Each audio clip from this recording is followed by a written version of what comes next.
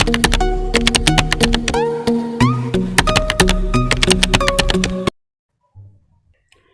Friends, welcome to our e learning academy.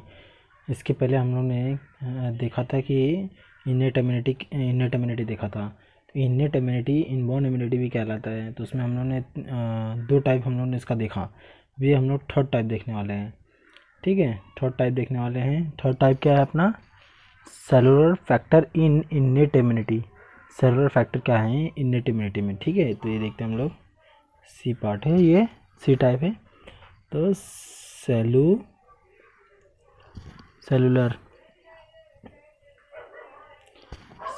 Factor in innate immunity. Cellular factor in innate immunity. ठीक है,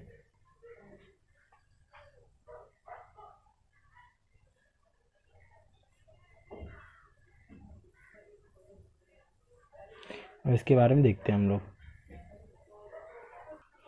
ये क्या अपना जो सेलुलर है ना, सेलुलर फैक्टर एक इनेट इम्यूनिटी का ही पार्ट है। ठीक है, ये क्या है? ये क्या है? नेचुरल डिफेंस है अगेंस्ट द इन्वेजन। ये क्या है? नेचुरल डिफेंस है अगेंस्ट द इन्वेजन्स क्या होता है मालूम है? एक इन्वेडर्स होता है जो कि एंटर करता है बॉडी में। तो जो उससे प्रोटेक्ट करने के लिए एक जो नेचुरल डिफेंस है उससे प्रोटेक्ट करने के लिए वो किससे बना हुआ है? वो किससे बना हुआ है? वो सेल से बना हुआ है। ठीक है, जो ये नेचुरल डिफेंस है वो इससे बना हुआ है, सेलुलर से, जो कि हमको इन्वेडर से बचाएगा। ठीक है, अगर अपने बॉडी में इन्वेजन्स हो रहे हैं तो उससे लड़ने के लिए नेचुरल डिफेंस है अपने पास, एक डिफेंस सिस्टम है। वो डिफेंस सिस्टम किससे बना हुआ है? सेल से बना हुआ है। तो हम लोगों ने ये देखा है ना कि देखो WBC क्या है? WBC के अंदर एक फैगोसाइटिक सेल होता है। फैगोसाइटिक सेल के अंदर क्या होता है? जैसे अपने पास WBC होता है ना, उसके अंदर बहुत सारे फैगोसाइटिक सेल होते हैं। तो उसमें एक मोनोसाइटिक सेल होता है। ठीक है, तो ये क्या होता है? मोनोसाइट्स है। तो मोनोसाइट्स क्या होता है कि उसको हम लोग माइक्रोफेजेस भी कहते हैं। माइक्रोफेजेस। ठीक है, माइक्रोफेजेस भी कहते हैं। इस फेज का मतलब क्या होता है मालूम है? PHAGS। इस फेज का मतलब होता है किल करना। इस फेज का मतलब होता है किल करना। और PHASCS वो क्या होता है? वो एक फेस होता है। ये अलग फेस है, वो अलग फेस है। इस फेज का मतलब होता है किल करना। ठीक है, तो ये ठीक है, जैसे मैंने बताया फिजिक्स का मतलब किल होता है। तो इधर देखो, जो ये है माइक्रोफेजेस का मतलब क्या होता है? माइक्रो मतलब उसको किल करना। ठीक है, माइक्रोफेजेस का मतलब है छोटे ऑर्गेनिज्म को किल कर देना। और ये मैक्रोफेजेस का मतलब होता है बड़े ऑर्गेनिजम्स को किल कर देना। ठीक है, अपने बॉडी के अंदर बहुत सारे फेगोसाइटिक सेल होते हैं जो कि मार देने वाला सेल्स होते हैं। जैसे बहुत सारे फेगोसाइटिक सेल होते हैं जो कि WBC में प्रेजेंट रहता है, ग्रुप रहता है उनका। ठीक है, वो क्या करता है? फैगोसाइटिक क्या करता है कि अगर देखो अपने बॉडी में कोई दूसरे पार्टिकल मतलब जो चीज़ें आ रहे हैं, बाहर से चीज़ें आ रहे हैं ना, तो WBC में कन्वर्ट रहता है पहले से, मतलब प्रेजेंट रहता है। तो ये ना बाहर से जो भी चीज़ आती है ना उसको मारने का काम आता है। ये फैगोसाइटिक सेल होता है। ठीक है, उसको बाहर वाली चीज़ों को किल करता है। ठीक है, जो भी अपने बॉडी में बाहर की चीज़ आती हैं तो उसको किल करने का काम करता है। ठीक है, जो कि ये दो टाइप का होता है। फैगोसाइटिस दो टाइप का होता है, एक माइक्रोफेजेस होता है, एक मैक्रोफेजेस होता है। एक माइक्रोफेजेस होता है, एक मैक्रोफेजेस होता है। ये बड़े ऑर्गेनिज्म और छोटे ऑर्गेनिज्म को किल करने का काम आता है, ये बड़े ऑर्गेनिज्म को किल करने का काम आता है। ठीक है, इनका काम क्या है कि ये पहले उसको इंजेस्ट कर जाएंगे, फिर उसके बाद इसको डिस्ट्रॉय कर देंगे। ठीक है, इंजेस्ट कर जाएंगे और उसको डिस्ट्रॉय कर देंगे। ठीक है, ऐसा इनका काम होता है। ठीक है, फेगोसाइटिक सेल क्या करता है? पहले उसको इंजेस्ट करता है, फिर उसको डिस्ट्रॉय ख़त्म कर देता है। ठीक है, और ये क्या करते हैं? They remove the foreign particles that enter the body. अपने बॉडी से निकाल के फॉरेन पार्टिकल को फेंक देते हैं, रिमूव कर देते हैं। ठीक है, तो एक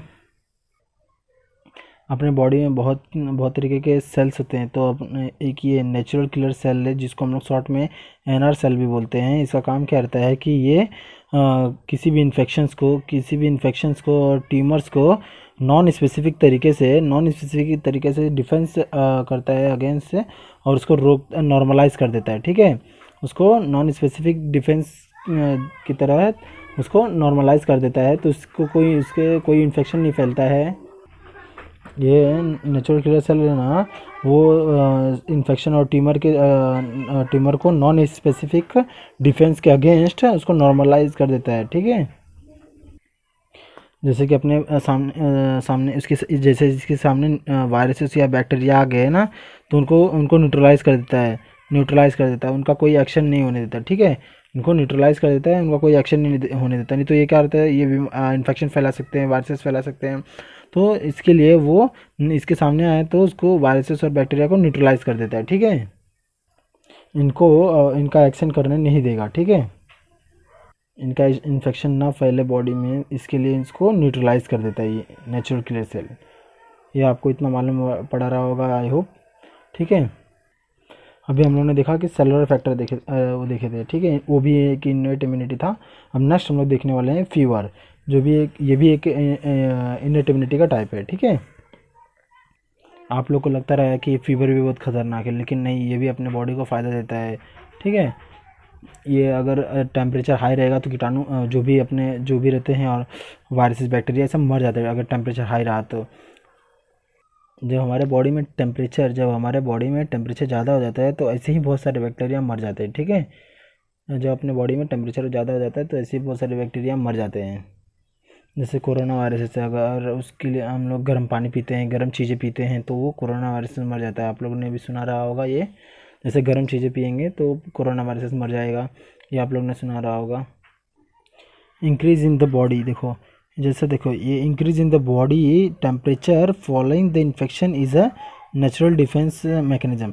जब अपने बॉडी का टेम्परेचर इंक्रीज होता है तो जो इन्फेक्शंस होते हैं वो नेचुरल डिफेंस मैकेनिज्म जैसा काम करते हैं, ठीक है।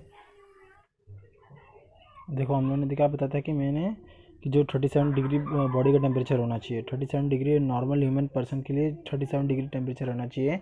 अगर 40 डिग्री हुआ ना तो वो एक ख़तरनाक है, मतलब 104 डिग्री फ़ारेनहाइट का बुखार हो जाता है, तो ये अपने को नहीं चाहिए, ठीक है। 37 डिग्री तक का बुखार होना चाहिए, इतना तक थोड़ा बहुत चल जाएगा, 39 तक चल जाएगा। तो अगर जिसको ना देखो, जो ये होते हैं डिग्री सेल्सियस, वो बड़ी यूनिट होती है मेज़र करने का टेम्परेचर को, और ये फ़ारेनहाइट होती है छोटी यूनिट होती है। तो ये आप लोग को इतना समझा होगा। अब आगे देखते हैं हम लोग। फीवर नेचुरल डिफेंस मैकेनिज्म जैसा काम करता है, ठीक है, इन्फेक्शन।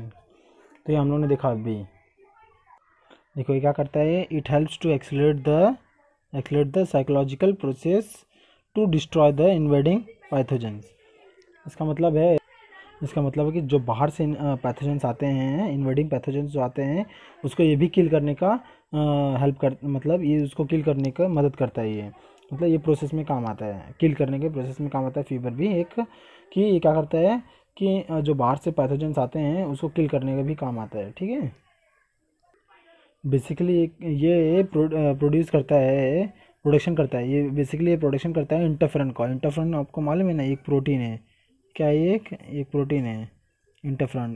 देखो ये क्या करता है, देखो जो फीवर है वो प्रोडक्शन करता है इंटरफेरॉन का, ये भी एक क्या है, प्रोटीन है, प्रोटीन है, ठीक है।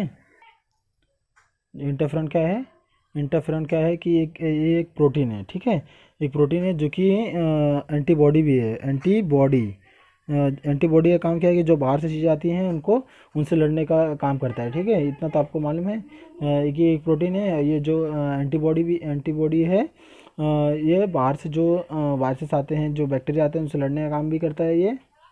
और आपको मालूम है कि जो एंटीबॉडी है कौन रिलीज़ करता है, ये इम्यूनी सिस्टम ही रिलीज़ करता है, इम्यूनी सिस्टम, ठीक है। ये हम लोगों ने स्टार्टिंग में पढ़ा था। इम्यूनी सिस्टम कब एंटीबॉडी को रिलीज़ करता है, जब कोई वायरसेस आ रहा है तो वो एंटीजन रिलीज़ करता है। जब एंटीजन रिलीज़ होगा तो एंटीबॉडी भी तैयार हो जाता है उससे लड़ने, उसको किल करने के लिए तैयार हो जाता है, ठीक है। अब हम लोग इसका 5th पार्ट देखते हैं। इसको हम लोग क्या बोलते हैं, हम लोग एक्यूट फेस प्रोटीन,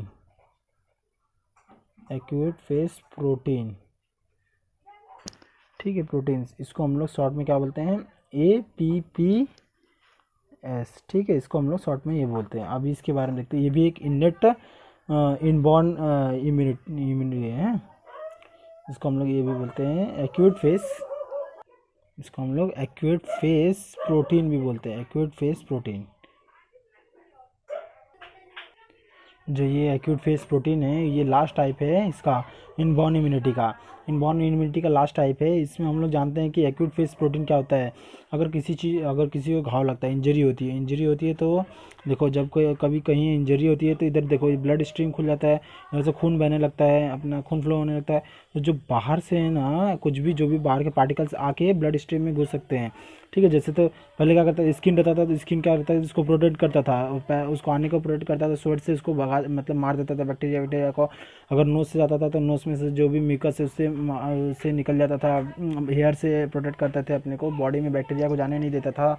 लेकिन इधर क्या है, इधर तो अभी इंजरी हुआ है तो ब्लड फ्लो हो रहा है, तो उसके अभी तो खुला है, तो उसे ब्लड स्ट्रीम में घुस सकता है अपना ये जो बैक्टीरिया पैथोजन से जो घुस सकते हैं, ठीक है। तो उसको, ये जो एक्यूट है ना, ये छोटा एक्यूट मतलब क्या होता है, छोटे में ये तो रहता है। देखो अपने बॉडी में जो ब्लड होता है ना, ब्लड ये प्लाज्मा प्रोटीन को रिलीज़ करता है। जब प्लाज्मा प्रोटीन रिलीज़ करता है, जब वहाँ इंजरी होती है ना, वहाँ प्लाज्मा आ जाता है। ये जब घाव लगती है तो ये देखो खून बहने लगता है, तो बाहर से आने के चांसेस रहते हैं उन लोग के, ये खुला रहता है तो इस तरह से बाहर से आ सकते हैं, वायरसेस बैक्टीरिया आ सकते हैं, ठीक है। तो ये क्या रहता है, जो प्लाज्मा प्रोटीन रहता है ये ब्लड में प्रेजेंट रहता है, उसको सेरम, इस जो सेरम में नाम आपने सुना रहेगा, सेरम जो है ना ब्लड में प्रेजेंट रहता है। तो ये कलेक्टिवली जब बहुत सारे कलेक्टिवली प्लाज्मा प्रोटीन रहेंगे तो वो एक्यूट फेज प्रोटीन को कहलाता है, ठीक है। तो ये अपने को बचाता है इससे, ठीक है, ये अपने को इससे बचाता है। तो एक्यूट फेज प्रोटीन इसको बोलते हैं, जब कलेक्टिवली प्लाज्मा प्रोटीन रहेंगे उसमें ब्लड के साथ, ब्लड में रहते हैं। देखो ये जो सेरम होता है ना, ब्लड में प्रेजेंट पाया जाता है ये, तो ये जब कलेक्टिवली प्लाज्मा प्रोटीन रहेगा तो उसी को हम लोग एक्यूट फेज प्रोटीन रहता है वो, तो उससे हम लोग को इस प्रोटेक्शन मिलता है, ठीक है। ये मेनली सी रिएक्टिव प्रोटीन होते हैं, ये मेनली सी रिएक्टिव प्रोटीन होते हैं, ठीक है, सीआरपी। इससे हम लोग सीआरपी प्रोटीन भी कहते हैं। ऐसे बहुत सारे प्रोटीन होते हैं, लाइक मैनोज बाइंडिंग प्रोटीन होता है, अल्फा 1 एसिड ग्लाइकोप्रोटीन होता है, फिर सेरम होता है, एमेलाइड होता है, पी एक्सेट्रा, ये सब होते हैं प्रोटीन होता है। ऐसे बहुत सारे प्रोटीन होते हैं, ठीक है। ये इतने सारे प्रोटीन्स प्रेजेंट होते हैं ब्लड में, तो ये सब नाम आपको याद रखना ही पड़ेगा, क्योंकि ये सब अगर नीट वीट दे रहे हो तो ये सब नाम आपको याद रखना ही ज़रूरी है। हाँ ठीक है, अगर नीट वीट क्लियर करने का है तो ये सब नाम आपको याद रखना ज़रूरी है। ये सब नीट वीट में ही फ़ायदेमंद रहेगा, ये सब अगर नाम आपको याद रहा तो पूछ दे, अगर ये प्रोटीन किसका है, तो ब्लड में जो प्रोटीन प्रेजेंट रहते हैं, ठीक है। ये सब जो प्रोटीन है ये अमाइनो एसिड से बनता है। किससे बनता है, अमाइनो एसिड से बनता है। इनका काम क्या रहता है, इनका काम क्या रहता है, जो बाहर से बैक्टीरिया आने वाले हैं उसको किल करने का काम रहता है। ये किससे बनते हैं, जो प्रोटीन होते हैं ये अमाइनो एसिड से बनते हैं। और जो भी इनका काम होता है कि जो भी बाहर से बैक्टीरिया आ रहे हैं उसको किल करने का काम करता है, ये सब प्रोटीन काम करते हैं, ठीक है। बेसिकली क्या करते हैं, ये रेजिस्टेंस प्रोवाइड करते हैं कि बाहर से कोई आके मार ना सके, तो ये रेजिस्टेंस प्रोवाइड करते हैं, ठीक है। यही इसका काम था एक्यूट फेज प्रोटीन का। अब हम लोग देखते हैं, अभी हम लोग ने इनेट इम्यूनिटी कंप्लीट किया, इनबॉर्न इम्यूनिटी कंप्लीट किया। अभी हम लोग देखने वाले हैं एक्वायर्ड इम्यूनिटी। सेकंड क्या है, एक्वायर्ड इम्यूनिटी। अभी हम लोग ने इनेट इम्यूनिटी कंप्लीट कर चुके हैं, अभी हम लोग एक्वायर्ड इम्यूनिटी देखते हैं।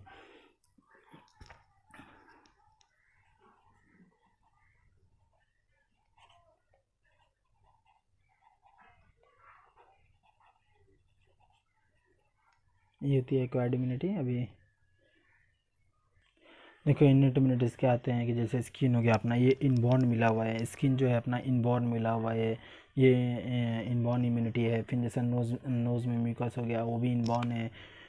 हेयर हो गया नोज़ में, ये सब क्या है, इनबॉर्न इम्यूनिटी है।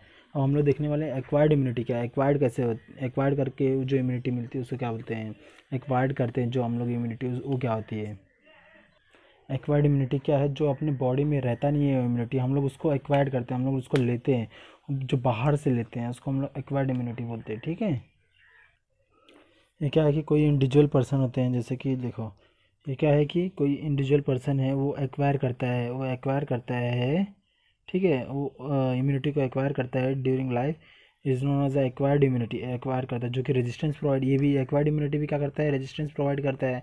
तो वो जो एक इंसान होता है वो एक्वायर करता है इंडिविजुअली, जो हर एक इंडिविजुअली एक्वायर करते हैं इम्यूनिटी। जैसे एक इंसान हो गया, इंसान है, उसके अंदर अगर ये घुस गया, वायरसेस और बैक्टीरिया घुस गए, तो उसके लड़ने के लिए क्या, वो बाहर से कुछ चीज़ें लेगा ना, जब उसके शरीर में कुछ नहीं है, वो चीज़ें नहीं है, तो बाहर से चीज़ें लेगा, जैसे इन दवाई के फॉर्म में लेगा, ये सब चीज़ के फॉर्म में इम्यूनिटी लेगा। तो वो ऐसा है, ये बाहर से इम्यूनिटी ले रहा है, ठीक है, तो उसी को हम लोग बोलेंगे एक्वायर्ड इम्यूनिटी। और इसको हम लोग क्या बोलते हैं, it is also known as adaptive और स्पेसिफिक इम्यूनिटी। ये स्पेसिफिक इम्यूनिटी क्यों बोला है? स्पेसिफिक नॉन स्पेसिफिक हम लोगों ने क्या बताया था कि नॉन स्पेसिफिक किसी चीज़ के लिए स्पेसिफिक नहीं रहेगा, वो सबको मारेगा, चाहे वो इस पर नॉन स्पेसिफिक की बात कर रहा हूँ मैं। नॉन स्पेसिफिक ये है कि जो कोई भी फीवर है जो अंदर से देखो इनबॉर्न जो इम्यूनिटी रहती है वो चाहे कोई भी मतलब आ जाए, कोई भी बैक्टीरिया वायरसेस कुछ भी आ जाए, वो नहीं देखेगा, सबको मार देगा। लेकिन जो स्पेसिफिक है इम्यूनिटी होती है वो एक चीज़ के लिए होती है। अगर बुखार के लिए है तो पैरासीटामोल खा लिया तो एक वो हो गया, वो सिर्फ स्पेसिफिक चीज़ के लिए है। तो जैसे कि वही मैंने बताया ना पैरासीटामोल वाला कंडीशन, फीवर में पैरासीटामोल खा लेते हैं तो उससे सीख जाता है, तो वो स्पेसिफिक के लिए रहता है, जिसी को हम लोग स्पेसिफिक इम्यूनिटी बोलते हैं। ठीक है, तो ये स्पेसिफिक इम्यूनिटी के लिए होती है, जैसे कि हर चीज़ के लिए अलग अलग इम्यूनिटी लेना पड़ेगा, इसको स्पेसिफिक इम्यूनिटी बोलते हैं। अब जैसे देखो कोरोना वायरस का एग्जांपल ले लो। कोरोना वायरस का बाहर का मतलब जो वायरस आया है तो उसको हम लोग देखो स्पेसिफिक इम्यूनिटी के लिए बना हुआ एक दवाई, कोरोना वायरस के लिए वैक्सीन बनी हुई है, तो स्पेसिफिक इम्यूनिटी के लिए बनी हुई है, सिर्फ वो कोरोना वायरस को ही मार सकता है और दूसरी बीमारी को नहीं मार सकता हो। तो जैसे वो इंजेक्शन है वो सिर्फ कोरोना वायरस को मारेगा, तो उसको स्पेसिफिक बोलते हैं, स्पेसिफिक के लिए ही है। तो ये एग्जाम्पल आपको अच्छे से समझा रहेगा इसके लिए। ठीक है, आई होप ये आपको समझा रहेगा ये एग्जाम्पल कोरोना वायरसेस का। जो कोरोना वायरसेस है उसके लिए एक स्पेसिफिक का मतलब उसके लिए स्पेशल मतलब वही इंजेक्शन है, तो वो इंजेक्शन सिर्फ कोरोना वायरसेस को मारेगा, अदर बैक्टीरिया को नहीं मारेगा, वो सिर्फ स्पेसिफिक है ना, वो सिर्फ कोरोना के लिए ही बनाया गया है। ये भी क्या करता है, ये भी एक एंटीबॉडी क्रिएट करता है। देखो ये भी एक एंटीबॉडी फॉर्म फॉर्म करता है। ठीक है, तो एंटीबॉडी क्या है कि एक स्पेसिफिक के लिए ही बना पाएगा। देखो जैसे कि एक पोलियो का, अगर हम लोग ने पोलियो का टीकाकरण ले लिया, मतलब बीसीजी इंजेक्शन ले लिया हम लोग ने पोलियो के लिए, ठीक है, पोलियो के लिए और हम लोग ने ले लिया, तो ये क्या करेगा कि ये सिर्फ पोलियो को मतलब लाइफ टाइम तक पोलियो नहीं होगा इसके लिए, इससे सिर्फ लाइफ टाइम तक पोलियो नहीं होगा। ऐसा नहीं है कि ये दूसरी चीज़ के लिए एंटीबॉडी बनाएगा, नहीं, सिर्फ ये बाहर से एक ही चीज़ के लिए ही एंटीबॉडी बनाएगा। जो उसका इंजेक्शन लेंगे सिर्फ वो पोलियो के लिए इंजेक्शन बनाएगा। जैसे एड्स हो गया, ये सब के लिए वो नहीं बनाएगा, मतलब अलग अलग बीमारियों के लिए ये नहीं बनाएगा, सिर्फ इसके लिए ही एंटीबॉडी बनाएगा पोलियो के लिए। तो ये जो बीमारी है पोलियो वो कभी नहीं होगा उसके, तो उसका एंटीबॉडी बना लेगा जब इंजेक्शन लेंगे तो। ठीक है, तो ये इसका काम करता है। तो ये था अपना एक्वायर्ड इम्यूनिटी। ठीक है, अब इसके टाइप देखेंगे हम लोग। एक्वायर्ड इम्यूनिटी का एक पार्ट देखते हैं, पहला वाला टाइप देखते हैं, इसको बोलते हैं स्पेसिफिसिटी। स्पेसिफिसिटी क्या होता है, देखो मैंने ये बताया ना एंटीबॉडी का, जैसे कि अगर बीसीजी का पोलियो का अगर इंजेक्शन लगा रहे हैं तो सिर्फ ये पोलियो को ही ठीक करेगा, ये पोलियो को ही ठीक करेगा। और जैसे इंजेक्शन लगा लिया हम लोग ने पोलियो का, तो ट्यूबरक्लोसिस की बीमारी को तो थोड़ी ना ठीक करेगा, तो ये पर्टिकुलर पैथोजेंस को ही मारेगा जो जिसके लिए लगा हुआ है। जैसे पोलियो की इंजेक्शन लगी तो उसी के पैथोजेंस को मारेगा, उसी के इसको मारेगा, एंटीजेंस को मारेगा। ठीक है, तो उसी के लिए मारेगा। अब ये हम लोग ने लगाया पोलियो का इंजेक्शन और मारा ट्यूबरक्लोसिस का बीमारी को, तो ऐसा नहीं होता है। तो ये स्पेसिफिसिटी इसी को बोलते हैं अपन। तो इसको हम लोग क्या बोल सकते हैं, it can produce the specific antibody, वो स्पेसिफिक एंटीबॉडी ही प्रोड्यूस करता है। ठीक है, जैसे कि पोलियो का बीमारी है तो पोलियो के लिए इंजेक्शन लगाएं तो पोलियो का ही एंटीबॉडी वो प्रोड्यूस करेगा। इसको हम लोग टी लिम्फोसाइट भी बोल सकते हैं। ठीक है,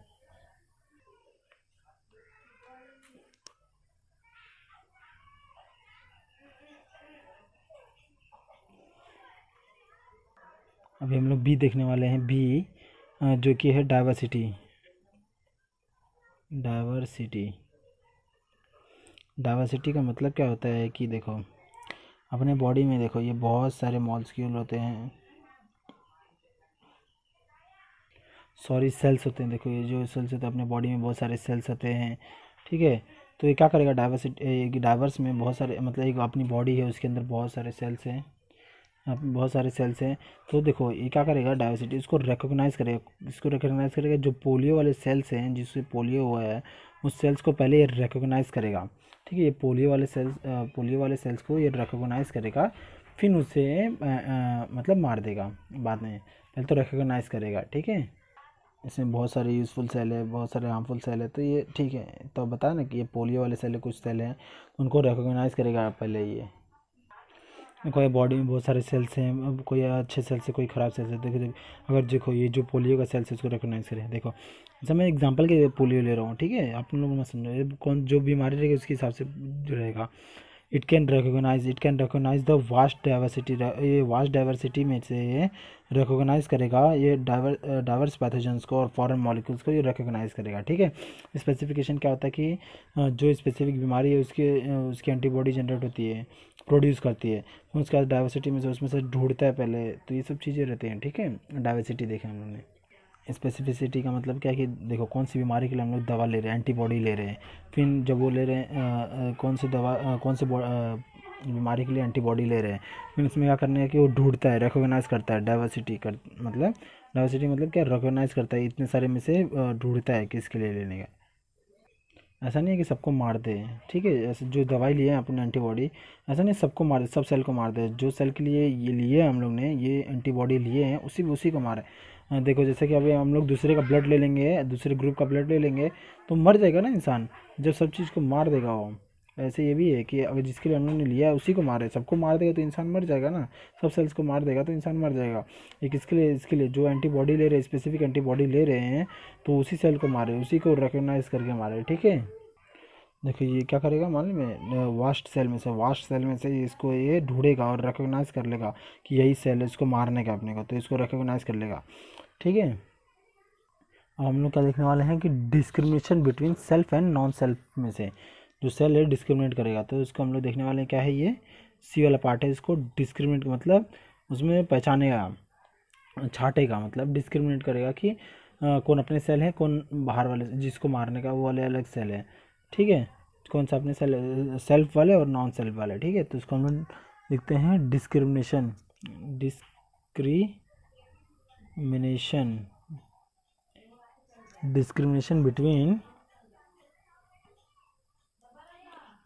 between self and non self, ठीक है, ये देखने वाले हैं हम लोग। डिस्क्रिमिनेशन का मतलब क्या, देखो इसमें कि देखो ये हम लोगों ने देखा था कि ये जो बहुत सारे सेल्स है बॉडी में, तो इसमें क्या है, ये डिस्क्रिमिनेट करेगा मतलब ढूंढेगा, मतलब ये इसको अलग करेगा, इस किसको अलग करेगा, जो जो ये सेल्फ वाले हैं और जो नॉन सेल्फ वाले हैं उनको अलग अलग कर लेगा, ठीक है। तो जब उनको अलग अलग कर लेगा तो ढूंढ लेगा, तो उसके बाद जो जो सेल्फ वाले रहेंगे, जो ओन बॉडी वाले सेल रहेंगे उसको बचा के रखेगा, और जो नॉन सेल्फ हैं, जो मतलब जो फॉरेन मटेरियल है, जो फॉरेन मॉलिक्यूल्स है उसको किल कर देगा, ठीक है। तो ये डिस्क्रिमिनेशन करता है, discrimination between self and non self में, ठीक है। तो ये अभी हम लोग देखते हैं, it is differentiates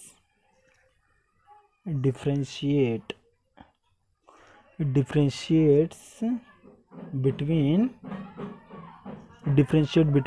own body cells जिसको हम लोग सेल्फ भी बोलेंगे, एंड फॉरेन जो कि नॉन सेल्फ मॉलिक्यूल, ठीक है। तो जब ये डिफ्रेंशिएट कर लेगा कि अपना कौन सा सेल है, ओन सेल, अपना ओन बॉडी सेल को डिफ्रेंशिएट कर लेगा, मतलब डिफ्रेंशिएट कर लेगा कि कौन सा ओन बॉडी सेल है, तो इसको बचा कर रखेगा, और जो फॉरेन मॉलिक्यूल सेल है उसको मार देगा, जो भी फॉरेन मॉलिक्यूल्स रहेगा उसको मार देगा, ठीक है। तो आज के लिए इतना ही। आई होप आपको वीडियो समझ में आई रहेगी, अगर वीडियो समझ में आई है तो लाइक शेयर एंड सब्सक्राइब करें, थैंक यू। अगर कुछ भी डाउट है तो कमेंट सेक्शन में आपने कमेंट करो, ठीक है, तो उसका सॉल्यूशन मिल जाएगा आपको, थैंक यू।